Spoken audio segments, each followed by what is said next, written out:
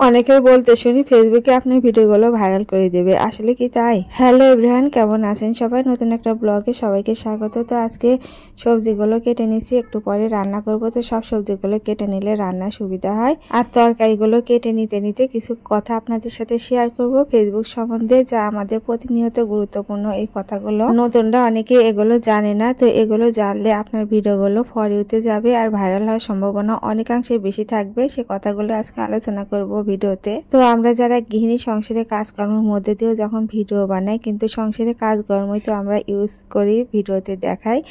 আর সবজিগুলো কেটে নিচ্ছি সেটা আজকে দেখাচ্ছি। রান্নার আগে সবজিগুলো কেটে ধুয়ে নিলে রান্না করতে খুব তাড়াতাড়ি হয়, সুবিধা হয়। আর আমাদের এই গৃহিণীদের এই কাজগুলোর মাধ্যমে আপনাদের ভিডিওগুলো শেয়ার করে থাকি। তো যে কথা বলছিলাম ভিডিও শুরুতেই, তো অনেক ভিডিওতে শুনেছি ফেসবুকে কিন্তু আপনার ভিডিওগুলো ভাইরাল করে দেবে। আসলে কিন্তু ঠিক তাই, ভিডিওগুলো কিন্তু ফেসবুকে ভাইরাল করে দেয়, কিন্তু সেগুলো সত্য আমাদেরকে মানতে হবে। যেমন ধরুন সঠিক থাম্বনেল, একটা ভিডিওতে সঠিক থাম্বনেলই একটা ভিডিওকে আকর্ষণীয় করে তোলে।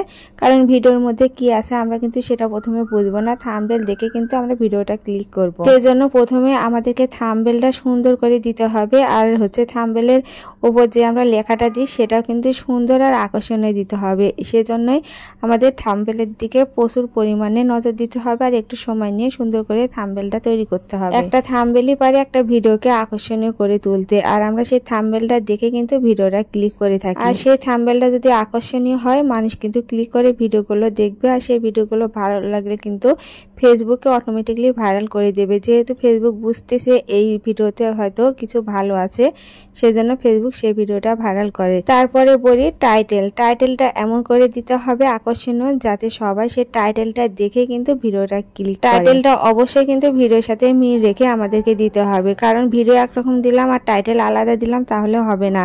ভিডিও অনুযায়ী কিন্তু আমাদের টাইটেলটা দিতে হবে, সুন্দর এবং আকর্ষণীয় একটা ভালো টাইটেল দিতে হবে। আর যে টাইটেলটা দিব সেই টাইটেলটা যদি থাম্বনেলের উপর দিই, সেই টাইটেলই একই সেম কিন্তু আমাদের টাইটেলও দিতে হবে।